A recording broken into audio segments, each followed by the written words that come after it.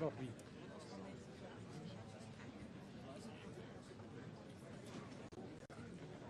Ja, natuurlijk. Wij toch ook? Wij niet, maar...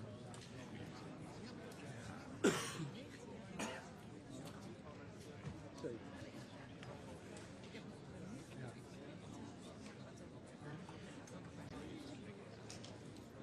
Ik heb het gemist.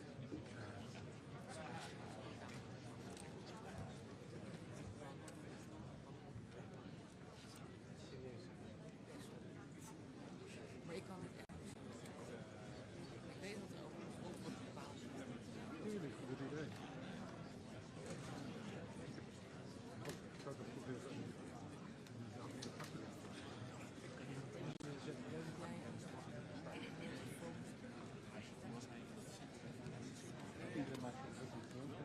Nee, sorry. Ja, nee. Nee. Maar zo goed. Dat is de leeftijd.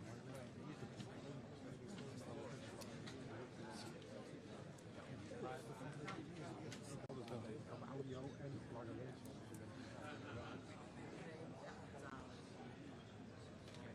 Dat doet iedereen.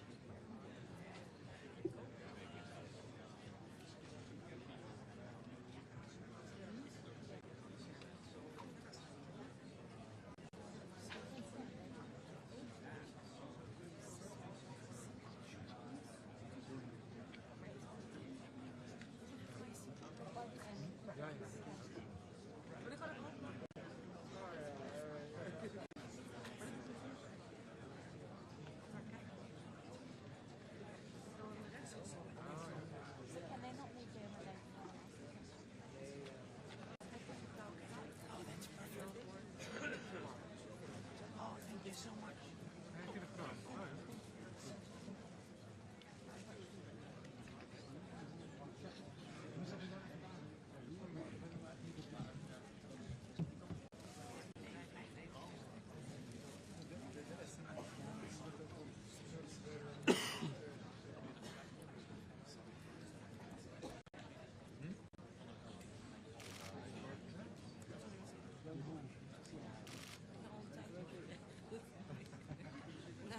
De laatste update is nog steeds dat het niet is. Oh ja.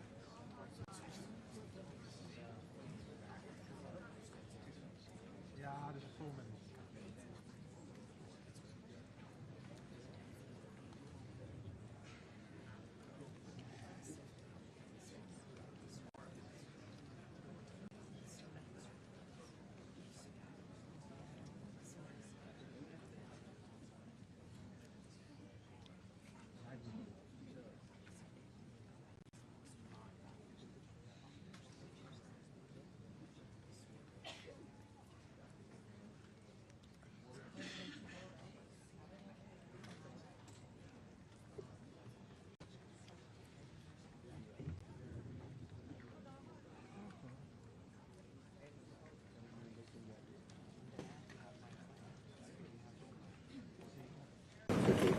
Maybe right.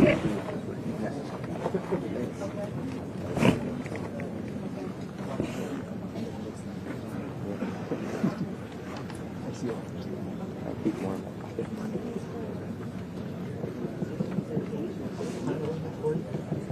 That's all right. Thank you.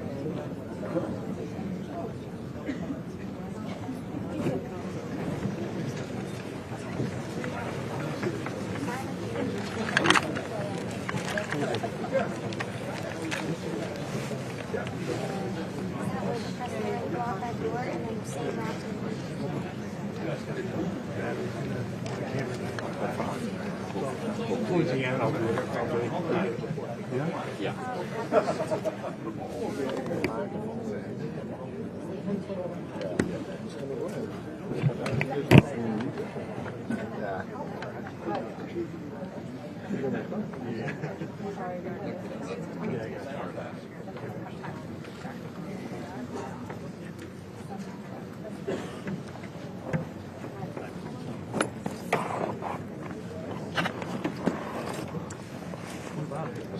Ik zie nog niks.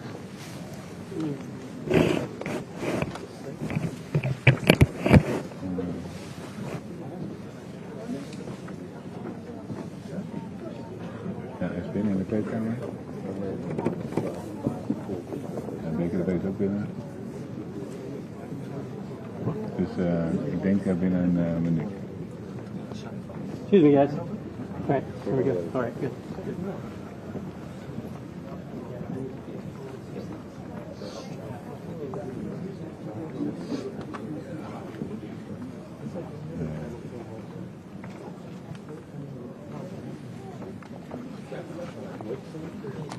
In de spiegel kijken.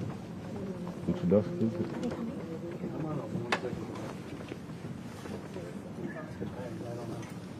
Heel erg.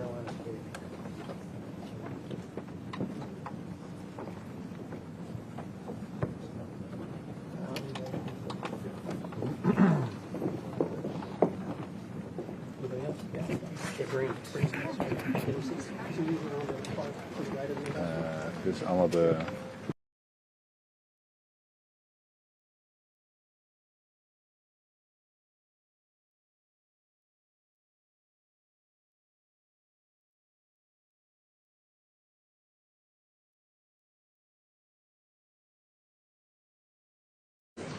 Cindy, you got the rest.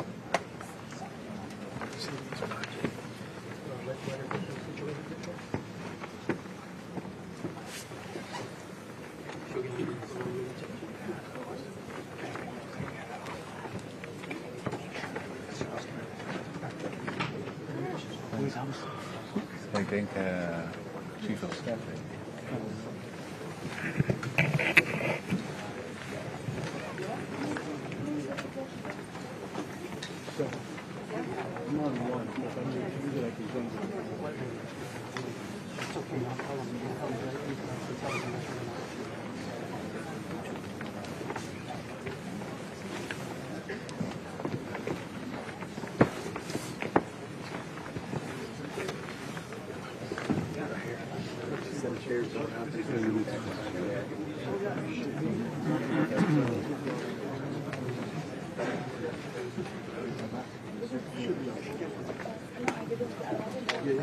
Anche foto's, hè?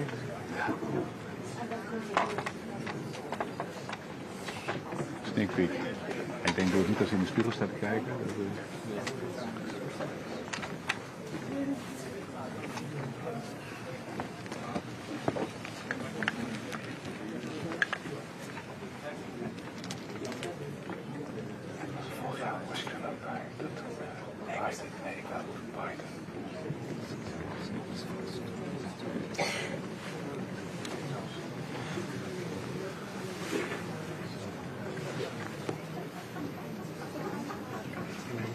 Eén beetje.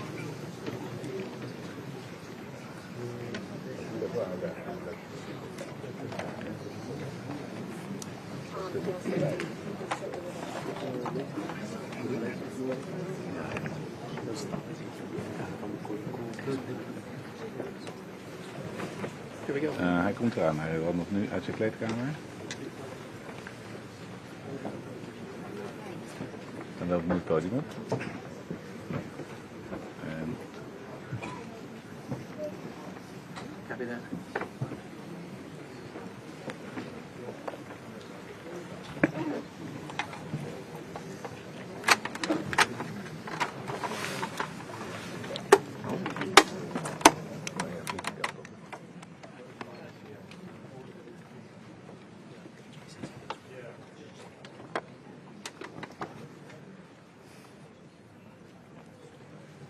You good? Yeah.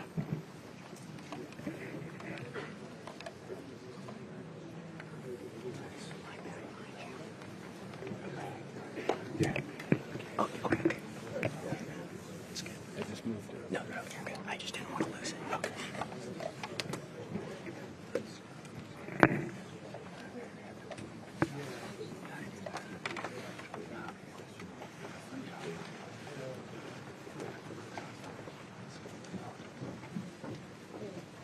Well, thank you very much. This has been an honor. It was a fairly long trip, but worth it. Tremendous things have been accomplished, as you probably noticed. Listened to a lot of wonderful speeches from the heads of a lot of wonderful countries. But I want to thank you for joining us at the conclusion of a highly productive NATO summit in the Netherlands. I want to thank them for the royal treatment they've given us. Couldn't have been nicer. And it's a beautiful country, really a beautiful country. Coming in, I saw the most beautiful trees. In fact, I want to bring some back with me. I want to also thank, I had breakfast this morning. The King and Queen, and they're incredible people. I said, you're central casting. Beautiful people, great people, big, beautiful heart. And I enjoyed that. And also NATO Secretary General Mark Rutte, who's been terrific. He's been a friend of mine. He's right here running this wonderful country. I was the NATO Secretary General, who's doing a fantastic job. And the Prime Minister. We appreciate everything you've done. And as you know, last weekend the United States successfully carried out a massive precision strike on Iran's nuclear enrichment facilities, and it was very, very successful. It was called obliteration. No other military on earth could have done it, and now this incredible exercise of American strength has paved the way for peace with a historic ceasefire agreement late Monday, and we call it the 12-day war. Spoke to a few people. I guess that just sounded like the right name. It was a 12-day war. And we think it's over. I don't think they're going to be going back at each other. I don't think so. Not only have we dealt decisively with the critical threat of Iran's nuclear program, which was what I wanted. I said, Iran cannot have a nuclear weapon. I've said that for 15 years, long before I decided to do the political thing. But we've also reasserted the credibility of American deterrence, which is like no other. The people at NATO said there's never been anything. You know, I rebuilt the entire military during my first term. And we have a great military. We have great generals. I got to know the good ones and the bad ones. We kept the good ones. Over the past 2 days, I was honored to participate in the NATO leaders meeting and also had extremely good individual discussions with the King and the Queen, Secretary General Rutte, and the Prime Minister. Great discussions.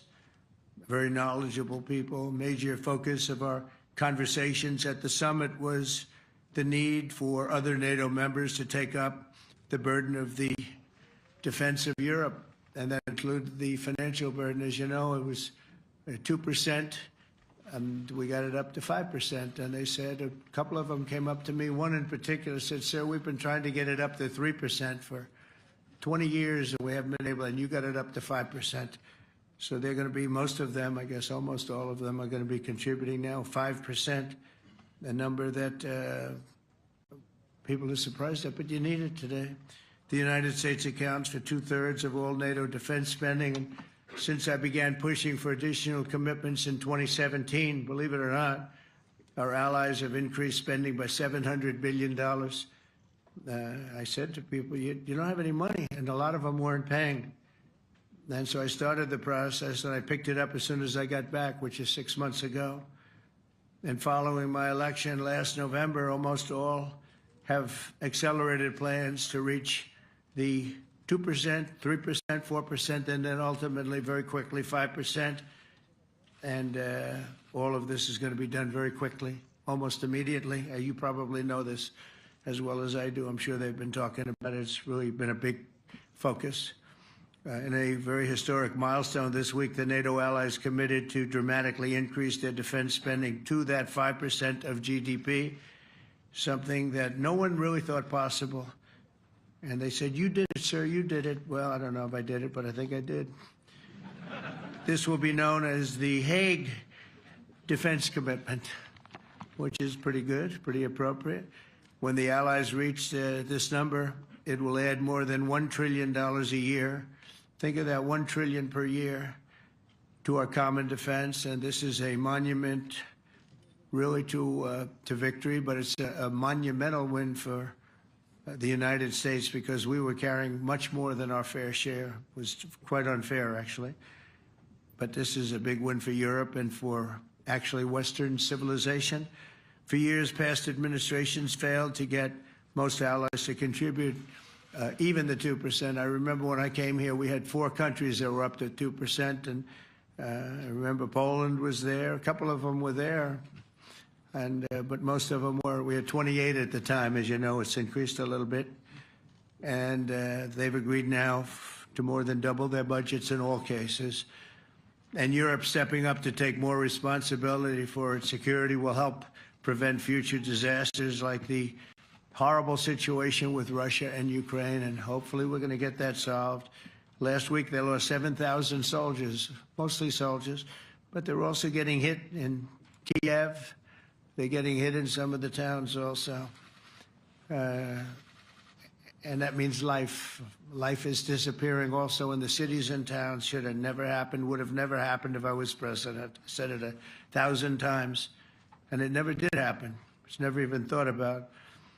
But it's vital that this additional money be spent on very serious military hardware, not bureaucracy, and hopefully that hardware is going to be made in America because we have the best hardware in the world. You saw that where 14 missiles were shot at us the other day. And they were very nice. They gave us warning. They said, we're going to shoot them. Is 1 o'clock okay? They said, it's fine. And everybody was emptied off the base, so they couldn't get hurt except for the gunners. They call them the gunners. And out of 14 high-end missiles that were shot at the base in Qatar, all 14, as you know, were shot down by our equipment. Amazing stuff. Amazing that they can do. It's like shooting a bullet with a bullet. It's the same thing if you think about it. 14 out of 14, and they weren't even that surprised. I said, do you do that well often? They say, we pretty much do, sir. The Ukraine crisis has also highlighted the urgency of rebuilding our defense industrial base, both in the United States and among the allied nations. We cannot afford to be dependent on foreign adversaries for critical minerals. And as you know, we made a deal with Ukraine to take a vast amount of the land they have for minerals. We need it. And once again, I want to thank all of the people in the Netherlands, incredible people. It's a great place. And all of the NATO allies for the tremendous summit that we just had. A letter just came in, and a statement came in from the Atomic Energy Commission of Israel. And I just wanted, this is an official letter, and they're very serious people, as you know. The devastating U.S. strike on Fordo destroyed the site's critical infrastructure and rendered the enrichment facility totally inoperable. It was devastated. We assess that the American strikes on Iran's nuclear facilities has set back Iran's ability to develop nuclear weapons for many years to come. This achievement can continue indefinitely if Iran does not get access to nuclear material, which it won't. It's so sad that that whole thing had to go. But I just want to thank our pilots. You know, they were maligned and treated very bad, demeaned by fake news CNN, which is back there, believe it or not, wasting time, nobody's watching them, so they're just wasting a lot of time, wasting my time. And the New York Times, they put out a story that, well, maybe they were hit, but it wasn't bad. Well, it was so bad that they ended the war. It ended the war. Somebody said in a certain way, you know, that it was so devastating, actually. If you look at Hiroshima, if you look at Nagasaki, you know, that ended a war too. This ended a war in a different way, but it was so devastating. Also, they have, out of Dubai, just came that Iran's foreign ministry spokesman, this is Iran's foreign ministry, says its nuclear installations were very badly damaged by the American strike. So what bothered me about these reports with fake reports put out by the New York Times, failing, I call it the failing New York Times because it's doing terribly. Without me, it would be doing no business at all. But, and by fake news, CNN and MSDNC, all of these terrible people, you know, they have no credibility. You know, when I started, they were at 94% credibility, the media. Now it's at 16%. And I'm very proud of it because I've exposed it for what it is. But when I saw them starting to question the caliber of the attack, was it bad? Well, it was really bad. It was devastating. They were obliterated. In fact, you can't get into the tunnels. They just put that over. That just came out. They can't, there's nothing, there's no way you can even get down. The whole thing is collapsed in a disaster. And I think all of the nuclear stuff is down there because it's very hard to remove. And we did it very quickly. When they heard we were coming, it was, you know, you can't move it. Very hard, very dangerous, actually, to move to. And they also knew we were coming, so I don't think too many people want to be down there knowing we're coming with the bunker busters, as we call them. We're the only ones that have them. We have the best equipment, best nuclear equipment, and we have the best equipment in the world. And by the way, we can't forget our submarine, which was out there, submarines actually, but submarine was out there. We shot 30 rockets into an area, every single one of them. I think it was almost 400 miles away, I think, Pete, right? 400 and long. It was in the ocean, long ways away. And we shot a total of 30. Every single one of them hit within 9 inches from where it was supposed to be. It took out a lot because we didn't do just Fordo. We did 2 others in addition, which hadn't been completely destroyed. So we hit them with a submarine from hundreds of miles away. Amazing, just amazing equipment. Greatest submarines in the world. Nobody's even close. They're 20 years behind us when it comes to submarine technology.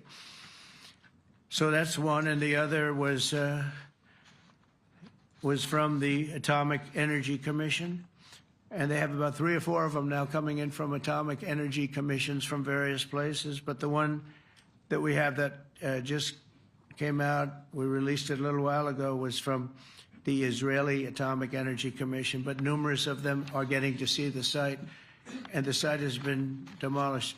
And again, we had these brave patriots, these incredible flyers, these people that can fly a plane better than anybody can fly a plane, going into very hostile territory, flying into the territory that has got more missiles and things pointed at it, but it was very stealth. They didn't get to see it. It was dark.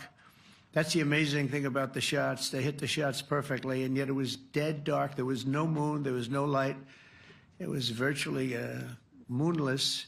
It was very dark, and the shots were hit perfectly. But when they get demeaned, and they were very upset about it because they knew how strong it would be. Back in Missouri, the pilots flew about 36 hours, 2 ways, far distance, and in those incredible B-2s. And we then had the F-22s, and we had the F-35s, and we had other planes, and we had, I think, a total of 52 tankers. That means the big tankers, because the refueling was a lot for all of the different planes that we sent.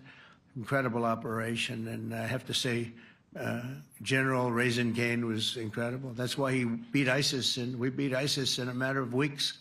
I was told it would take 4 to 5 years. We did it in a few weeks, and he was great. That's why he's the head of the Joint Chiefs of Staff right now, because I had a very good experience with him. He knocked out ISIS in a period of literally a few weeks. Amazing. And it was supposed to take a few years, 5 years to be exact. So we had a great victory there, and we then came here, and I think we had a great victory here. But this is an ongoing project. This is the safety of Europe, the safety of the world. And they've raised it from 2% to 5%, something which nobody, and you're talking about over $1 trillion a year. So we're talking about a lot of money coming in from countries that we're not paying nearly enough to be effective. So I have, as you know, Marco Rubio with me, and Pete Hegseth, Secretary of State and Secretary of War. Should we say Secretary? You know, it used to be called Secretary of War. Maybe for a couple of weeks we'll call it that, because we feel like warriors. It used to be called Secretary of War. In fact, if you look at the old building next to the White House, you can see where it used to be Secretary of War. Then we became politically correct, and they called it Secretary of Defense. I don't know, maybe we'll have to start thinking about changing it, but we feel that way. Do we have any questions, please? Wow. That's a lot of questions.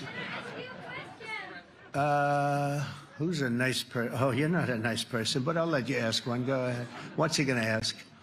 He is not nice at all. I know him well.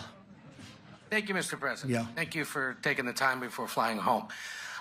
You just said you believe the conflict between Israel and Iran is over? What makes you so confident it is? And what do you do if it isn't? Because I dealt with both, and they're both tired, exhausted. They fought very, very hard and very viciously, very violently, and they were both satisfied to go home and get out. And can it start again? I guess someday it can. It could maybe start soon. I think a big telltale sign was when, as you know, Iran somewhat, by not much, violated the ceasefire, and Israel had the planes going out that morning, and there were a lot of them, 52 of them. And I said, you got to get them back. And they brought them back. They didn't do anything. They brought them back. It was very good. I thought it was amazing, actually. They have fought a hell of a war. They fought very hard. I think the war ended, actually, when we hit the various nuclear sites with the planes. And I just hope you people can give these pilots, these are the best pilots in the world. They're the best shots in the world. They call them shots. That's what they are. And wait a minute. And I just hope you can give them the respect they deserve, because they came home to fake news. And like, oh, gee, there was hardly any damage. The things are decimated. So, but I think, no, I think they're very much finished. I think Israel's going to get back to doing what they do, and I think that Iran's going to get back. You know, Iran has a huge advantage. They have great oil, and they can do things. I don't see them getting back involved in the nuclear business anymore. I think they've had it. They've been at it for 20 years, and I don't see that happening either. Now, if it does, we're always there. It won't be me. It'll be somebody else, but we're there. We'll have to do something about it. Yes, please, go ahead. Go ahead. Oh, fake news, CNN? Oh, yeah, here we go. Wait till you hear this question. You should really say how great our soldiers and our warriors are. I think everyone appreciates our soldiers and our warriors. I do have two questions for you, Mr. President. You just cited Israeli intelligence on these attacks. Earlier, you said U.S. intelligence was inconclusive. Are you relying on Israeli intelligence for your assessment of the impact of the strikes? No, this is also Iran made the statement. And it's also, if you read the document that was given, that Pete can talk about if you'd like, the document said it could be very severe damage, but they didn't take that. They said it could be limited or it could be very severe. They really didn't know, other than to say it could be limited or it could be very, very severe. And you didn't choose to put that because it was very early after. Since then, we've collected additional intelligence. We've also spoken to people who have seen the site, and the site is obliterated. And we think everything nuclear is down there. They didn't take it out. Okay, question? Please, go ahead. Go ahead. Yeah, blue dress. Thank you so much, Mr. President. Yesterday, you said China can now continue to purchase oil from Iran. Yeah. Are you giving up on your maximum pressure campaign? Because there's sanctions right now. With who? On Iran. No, look, they just had a war. The war was fought. They fought it bravely. I'm not giving up. They're in the oil business. I mean, I could stop it if I wanted. I could sell China the oil myself. I don't want to do that. They're going to need money to put that country back into shape. We want to see that happen. Would it? No, if they're going to sell oil, they're going to sell oil. We're not taking over the oil. We could have, you know. I used to say with Iraq, keep the oil. I could say it here, too. We could have kept the oil. No, China is going to want to buy oil. They can buy it from us. They can buy it from other people. But you're going to have to put that country back into shape. It desperately needs money. Yeah. Yeah, please. Here we go. I'm picking the beauties today. Go ahead. Mr. President, Secretary General Rutte has described President Putin as an adversary, a threat, an enemy. Do you view him the same way? And in addition to that, you mentioned General Kane, your chief of staff, the chairman of the Joint Chiefs of Staff. General Kane. Yes. He has said that Mr. Putin has territorial ambitions beyond Ukraine. Do you view that in the same way? Possible. I mean, it's possible. I know one thing. He'd like to settle. He'd like to get out of this thing. It's a mess for him. He called the other day. He said, can I help you with Iran? I said, no, you can help me with Russia. Because, you know, in the last few weeks, we took care of India and Pakistan, Kosovo, Serbia. I think on Friday we have coming in The Congo is coming in, and Rwanda is coming in. That was a vicious war that went on, a machete war, heads chopped off all over Africa. They're coming in. We did 2 others in addition to that. Nobody's ever done anything like this. No, I consider him a person that's, I think, been misguided. I'm very surprised, actually. I thought we would have had that settled easy. I've settled 4 of them in the meantime. But he did call up, but he said, you know, he's close to Iran. He'd like to help us get a settlement. I said, no, you help me get a settlement with you, with Russia. And I think we're going to be doing that, too. Yeah, please. Go ahead, please. Thank you, Mr. President. You've made clear your position on what impact the strikes had. I wanted to ask you what is next with Iran. For instance, is there any indication from U.S. intelligence that Iran was able to move any material? No, just the opposite. We think we hit them so hard and so fast they didn't get to move. And if you knew about that material, it's very hard and very dangerous to move. It's called, in many people, they call it dust, but it's very, very heavy. It's very, very hard to move. And they were way down. You know, they're 30 stories down. They're literally 30, 35 stories down underground. You think we got it all? Oh, yeah, we think we got it. We think it's covered with granite, concrete, and steel. Can I ask you, are you interested in restarting negotiations with Iran? And if so, have they reciprocated? So our people, Marco could answer this, but our people are not, I'm not. The way I look at it, they fought, the war's done, and, you know, I could get a statement that they're not going to go nuclear. We're probably going to ask for that, but they're not going to be doing it. But they're not going to be doing it anyway. They've had it. They've had it. Now, maybe someday in the future we'll want that. But I've asked Marco, do you want to draw, I just asked him the question as we were walking on the stage, do you want to draw up a little agreement for them to sign? Because I think we can get them to sign it. I don't think it's necessary. Marco, do you want to talk about that, please? Well, Mr. President, I think President Trump has shown a willingness to meet and talk to anybody in the world who's interested in peace. I don't know of any president that's been as willing as he has to meet with anyone and talk about peace. We'd love to have peaceful relations with any country in the world. And so obviously that'll depend on Iran's willingness not just to engage in peace, but to negotiate directly with the United States, not through some third country or fourth country process. But I know of no president, probably in our modern history, that's sought peace more than President Trump has. Sounds like the door is open, but you're in no rush. Is that right? Sounds like the door is open. I'll tell you what, look, we're going to talk to them next week with Iran. We may sign an agreement. I don't know. To me, I don't think it's that necessary. I mean, they had a war, they fought. Now they're going back to their world. I don't care if I have an agreement or not. The only thing we'd be asking for is what we were asking for before about we want no nuclear, but we destroyed the nuclear. In other words, it's destroyed. I said, Iran will not have nuclear. Well, we blew it up. It's blown up to kingdom come. And so I don't feel very strongly about it. If we got a document, wouldn't be bad. We're going to meet with them, actually. We're going to meet with them. Yeah. Yeah, go ahead, please. Yes. Mr. President, Netherlands TV, thank you for visiting our country. Good. As I understood, thank you. I, of course, would like to know how you slept last night at the House of the King. Oh, I slept beautifully. But probably a more serious question. I think you just had a meeting with President Zelensky.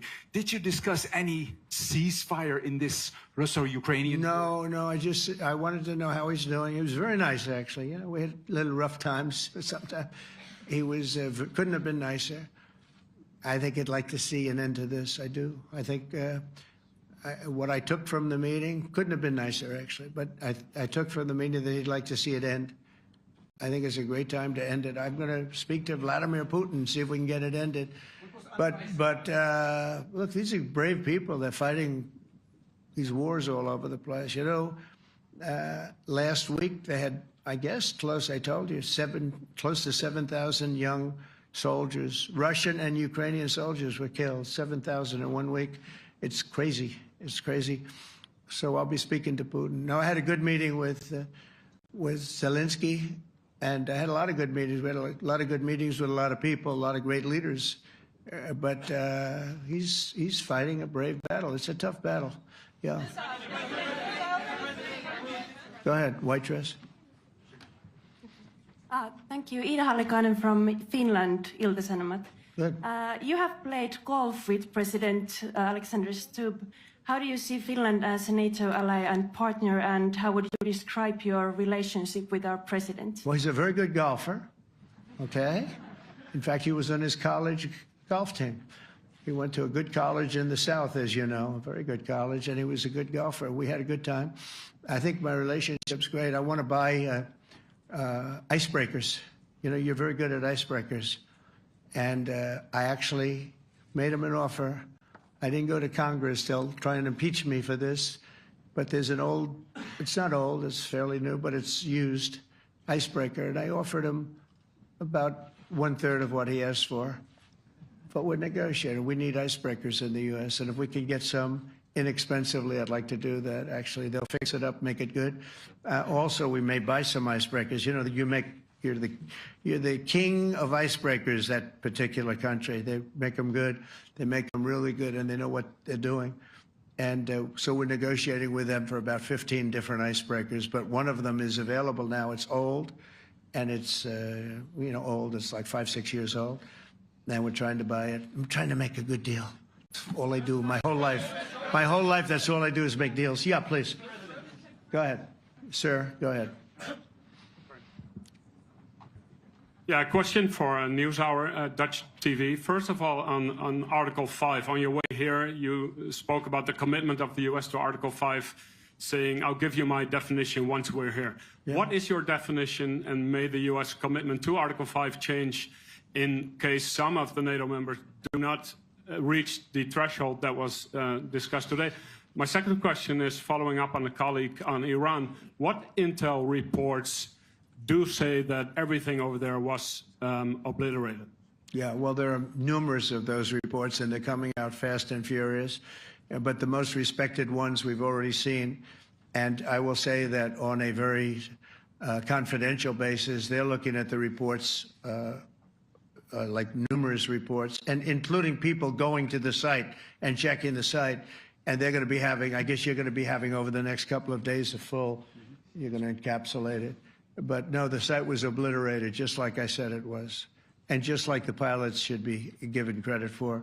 As far as Article 5, look, when I came here because it was something I'm supposed to be doing, but I left here a little bit differently. I said, I watched the heads of these countries get up, and the love and the passion that they showed for their country was unbelievable. I've never seen quite anything like it. They want to protect their country, and they need the United States. And without the United States, it's not going to be the same. And you can ask Mark, or you can ask any of the people that were there. It was really moving to see it. They love their country. They were so respectful of me because I'm the head of the United States. And I made, you know, the King of Saudi Arabia, when I was in the Middle East, so I was in Qatar for a different reason, not a reason to get shot at. We were in there for economic development reasons, Qatar, UAE, and Saudi Arabia. All three leaders of those countries, and we took back $5.1 trillion into the United States. All three leaders said, you know, you're presiding over the hottest country in the world. The United States right now is the hottest country. Everybody wants to be there. Everybody wants a piece of it. He said, a year ago, your country was dead. You had a deadhead running it. You had a country that was dead, and it was dead. You had people pouring through the borders. You had inflation. You had everything. He said, you've made it in 5 months at that time. You've made it the hottest country. This is the hottest country in the world. The United States right now is the hottest country in the world. And when I was around that table, it was a nice group of people, many of whom I knew from previous. When I saw the passion they had for the country, almost everyone, and you probably have the tapes, it was very public, but almost every one of them said, thank God for the United States. Without the United States, they couldn't really have NATO. It wouldn't work. It wouldn't work. It will in the future because now they're paying much more money, but it wouldn't work. It was great. And I left here differently. I left here saying that these people really love their countries. It's not a ripoff, and we're here to help them protect their country. Okay, we'll do one or two more. Thank you, Mr. President. Yeah. A question on Spain. Are you satisfied with today? Oh, I think Spain's terrible what they've done. No, I do. They're the only country that won't pay the full up. They want to stay at 2%. I think it's terrible. And, you know, they're doing very well. The economy is very well. And that economy could be blown right out of the water with something bad happening. You know, Spain is the only country that... Are you from Spain? Yeah. Good, congratulations. You're the only country that is not paying. I don't know what the problem is. I think it's too bad. So we'll make it up. You know what we're going to do? We're negotiating with Spain on a trade deal. We're going to make them pay twice as much. And I'm actually serious about that. We're going to make Spain... I like Spain. I have so many people from Spain that it's a great place and they're great people. But Spain is the only country out of all of the countries that refuses to pay. And, you know, so they want a little bit of a free ride. But they'll have to pay it back to us on trade because I'm not going to let that happen. It's unfair. It's unfair to NATO. All right, sir, please. Go ahead, right in the back. Yeah, you, tall one. The tall man. Mr. President, Johannes Petra from Austrian National Television. How are you? You once said that you would end the Ukraine war in 24 hours. You later said that sarcastically. Well, of course it was sarcastic. But you've now been in office for 5 months and 5 days. Why have you not been able to end the Ukraine war? Because it's more difficult than people would have any idea. Vladimir Putin has been more difficult. Frankly, I had some problems with Zelensky. You may have read about him. And it's been more difficult than other wars. I mean, look, we just ended a war in 12 days that was simmering for 30 years, frankly. We ended Rwanda and the Congo. It's coming to sign the documents. We've already signed basic documents, but they're coming, I think, to the White House on Friday.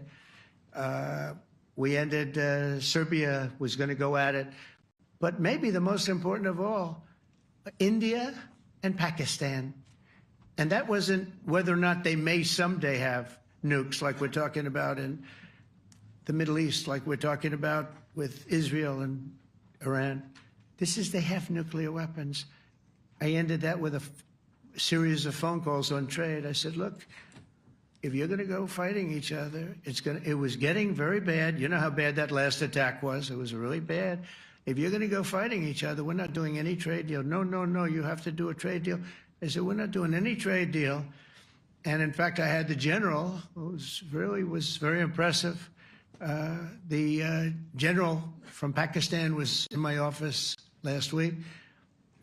You know, Prime Minister Modi is a great friend of mine. He's a great gentleman. He's a great man. And I got them to reason. I said, we're not doing a trade deal if you're going to fight. And if you're going to fight each other, we're not doing a trade deal. And you know what? They said, no, I want to do the trade deal. We stopped the nuclear war. Go ahead. Go ahead, Jeff. Here's another beauty, Jeff. He's a beauty, all right. Go ahead.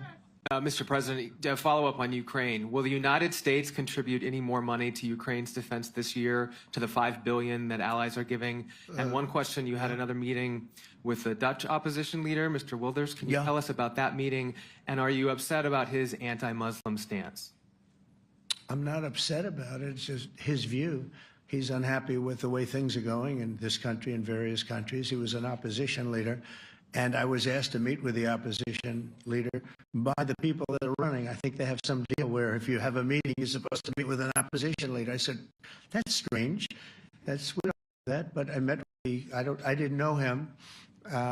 He seemed like a very nice guy, but he's in opposition to the current people, and that was set up by the current people. So I assume when I met with the Prime Minister, you're supposed to meet with the opposition.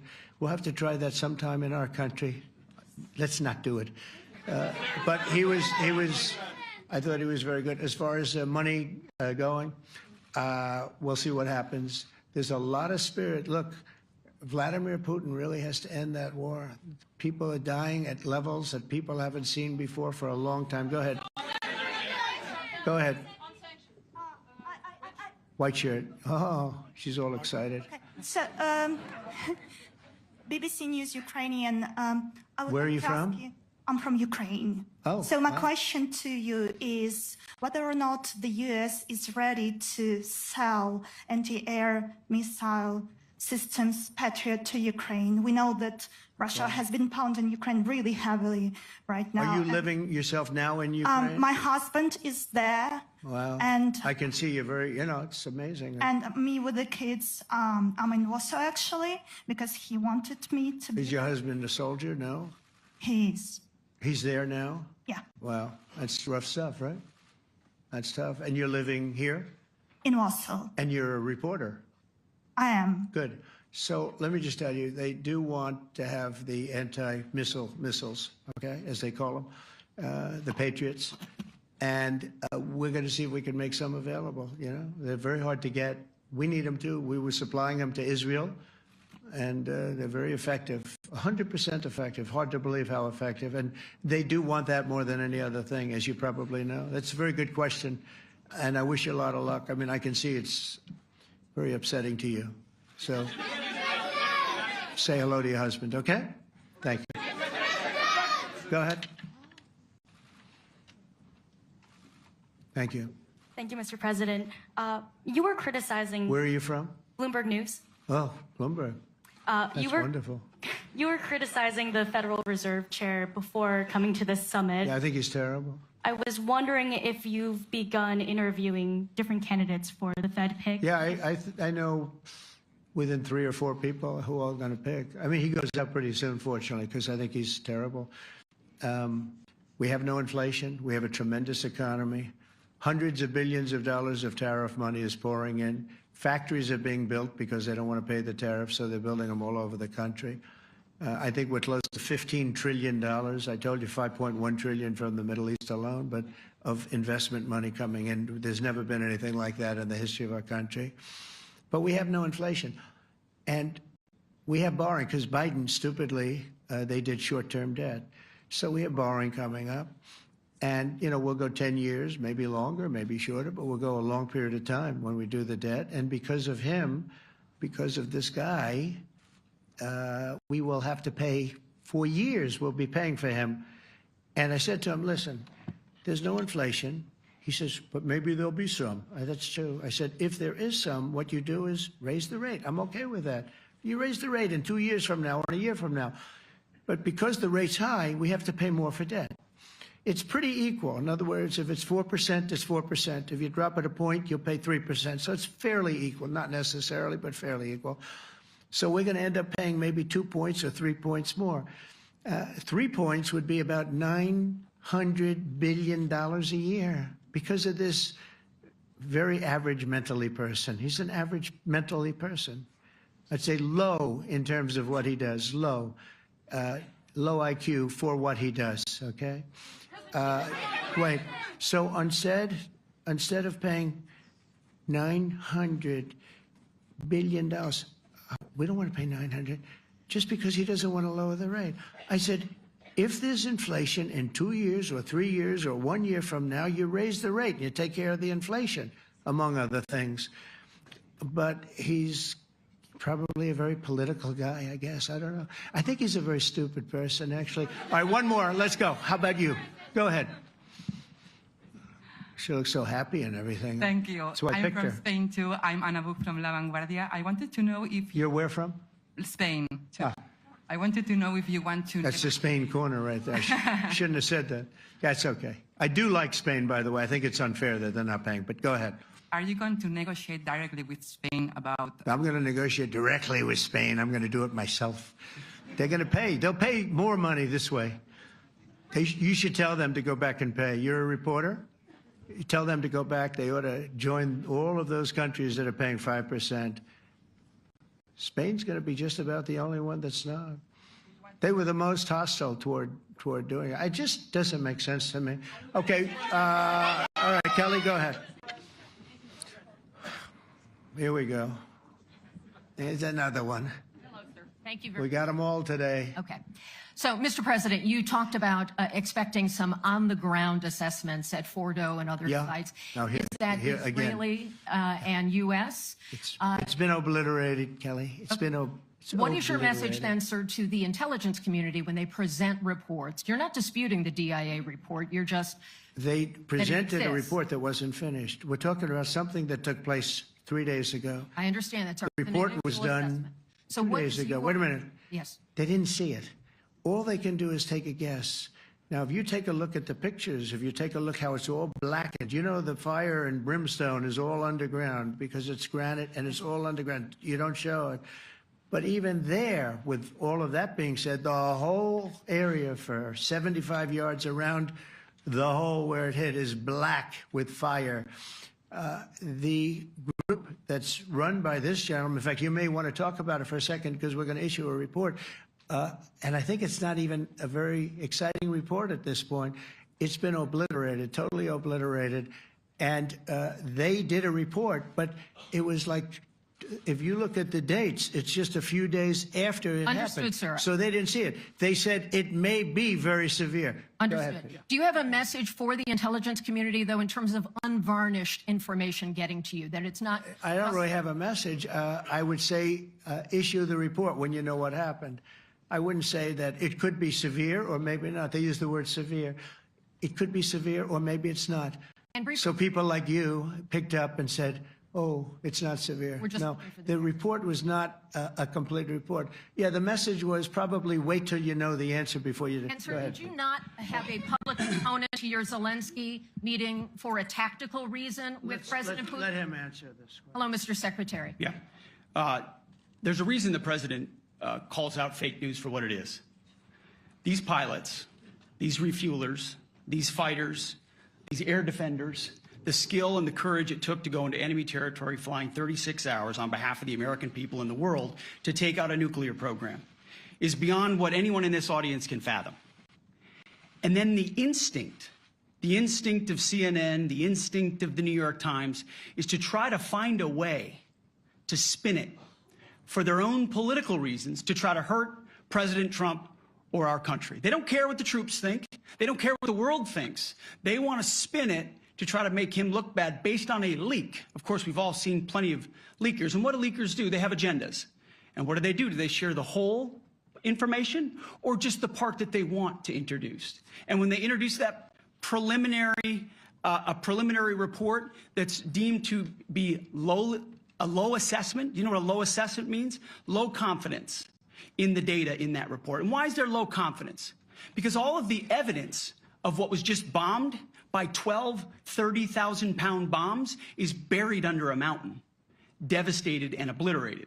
So if you want to make an assessment of what happened at Fordo, you better get a big shovel and go really deep, because Iran's nuclear program is obliterated. And somebody somewhere is trying to leak something to say, oh, with low confidence, we think maybe it's moderate. Those that dropped the bombs precisely in the right place know exactly what happened when that exploded. And you know who else knows? Iran. That's why they came to the table right away, because their nuclear capabilities have been set back beyond what they thought were possible because of the courage of a commander-in-chief who led our troops, despite what the fake news wants to say. But you're not disputing the report said what it said, even though it was initial. The report said what it said, and it was fine. It was severe, they think, but they had no idea. They shouldn't have issued a report until they did, but we've gotten the information. I think Pete said it better than you can say it. And, you know, you should be proud, you, especially you, should be proud of those pilots, and you shouldn't be trying to demean them. No, there's those pilots flew at great risk, a big chance that they'd never come back home and see their husbands or their wives. Let me just tell you, you and NBC, fake news, which is one of the worst, and CNN, New York Times, are all bad. They're sick. There's something wrong with them. But you know what? You should be praising those people instead of trying to find some. By getting me, by trying to go and get me, you're hurting those people. They were devastated. You know, I got a call from Missouri, great state, that I won 3 times by a lot. And I got a call that the pilots and the people on the plane were devastated because they were trying to minimize the attack. And they all said it was hit. But we don't think it was really maybe hit that badly. And they were devastated. They put their lives on the line, and then they have, and I'm not referring to you, but real scum come out and write reports that are as negative as they could possibly be. It should be the opposite. You should make them heroes and heroines. You should make them really people that they were so devastated when they heard this news. And you know what they said? One of them, I spoke to one of them, said, "Sir, we hit the site. It was perfect. It was dead on." Because they don't understand fake news, because they have a normal life, except they have to fly very big, very fast planes. But it's a shame. You should be making them heroes. All right, in the back. Go ahead, back, white, yeah. White jacket, yeah. Go ahead, give him a mic. Hello. Deborah Haynes from Sky News. Good. Mark Rutte, the NATO chief, who is your friend, he called you daddy earlier. Do you regard your NATO allies as kind of children? No, he likes me. I think he likes me. If he doesn't, I'll let you know. I'll come back and I'll hit him hard, okay? No? He did it very affectionate. Daddy, you're my daddy. Do you regard your NATO allies, though, as kind of like children, and they're obviously listening to you and they're spending more, and you're obviously appreciative of that, but do you hope that actually they're going to be able to defend themselves, defend Europe on their own? I think they need help a little bit at the beginning, and I think they'll be able to, and I think they're going to remember this day. And this was a big day for NATO. You know, this was a very big day. They took it. One of the gentlemen said, "You know what? We've been trying to raise money raise the rate for 30 years," he said, 20 years, from almost the beginning. And he's been there for a long time. He said, "Until you came along, it never happened. What you did is amazing." It's been sort of an amazing day for a lot of reasons, but also for that. Yeah, go ahead. Do you think they can do it without you, though, in the future? Can they do it without Well, ask the Mark. United States? I mean, you have to ask Mark, okay? So we're heading back. We're heading back. I want to thank these two gentlemen behind me. They're incredible people, both of them. They've done a fantastic job. And Susie's in the front, and she's done great. And Monica, thank you very much. That was quite an exciting time. And we're going to be heading back. We'll be back soon, and we'll see you in Washington, D.C. Remember this, we have the hottest country anywhere in the world. Thank you very much, everybody. Thank you.